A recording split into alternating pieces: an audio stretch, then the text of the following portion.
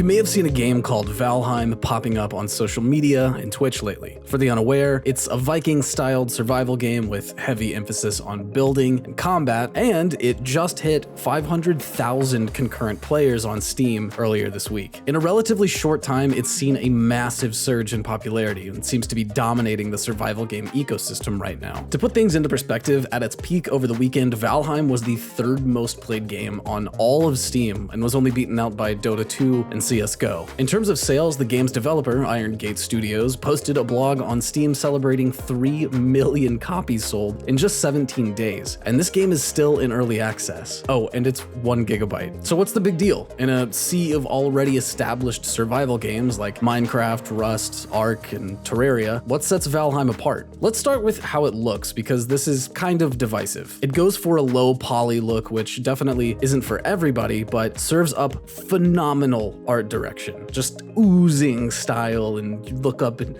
Yggdrasil, the world tree, is looking over you. But then again, you know, hey, there's plenty of people asking, why does this look like a PS2 game? Valheim maintains an open world structure with natural barriers through its use of biomes. Similar to Minecraft, everything is procedurally generated, so no two worlds will be exactly alike. There's a heavy focus on the PvE narrative progress aspect to it all, and that can definitely be a refreshing change of pace. There's an actual story with objectives that you need to do in order that provides some much needed structure to a game this sprawling. You can have up to 10 players on a server, and the game tends to promote and favor cooperative play, so there's a lot less griefing than you might find on, say, Minecraft or a Rust server. You can travel freely between biomes without any restriction, but in general, the further out you travel, the better the loot, and the more difficult things get. It all follows logic. Of course, the dark, scary forest is going to be more dangerous than the pretty meadow. The base building mechanics are impressive and very flexible, if not a little bit finicky at times. It's a nice balance between snapping items into place and completely free-handing a structure. And speaking of structure, Valheim features a structural integrity system in its building mechanics. A range of colors represent how structurally sound a particular piece is, so that's something that you have to constantly manage as you're making a base. So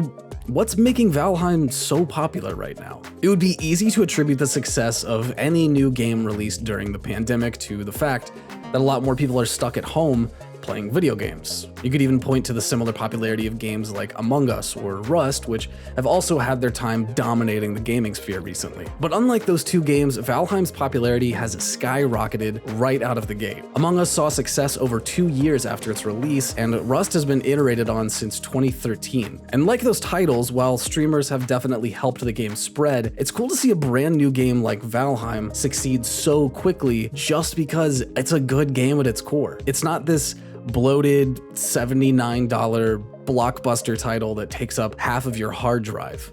It's managed to achieve in 1 gigabyte what most games can't achieve in hundreds. Simple, satisfying gameplay. The future for Valheim is looking really good as well. It looks like the game's developer has a healthy outline for adding things to the game. They posted a roadmap on Twitter in early February, and the updates for this year will seemingly include improved crafting mechanics for your hearth, something called Cult of the Wolf, which sounds awesome, an update to boat and ocean mechanics, the completion of the Mistlands biome, and a ton of improvements overall across combat, multiplayer, and new locations. Since Valheim is still in early access, it's easy to imagine once players reach the end of the content that's currently on offer, the game might see a pretty stark drop-off in interest. But if the small development team behind it can adjust to the game's surge in popularity and release updates consistently, Valheim seems like it might be one for the books. So what do you think? Are you playing Valheim? Let us know what you like about it or what you don't. And also, if you're interested in more deep dives into games and the way that they work, please consider dropping a like or even subscribing to us for more.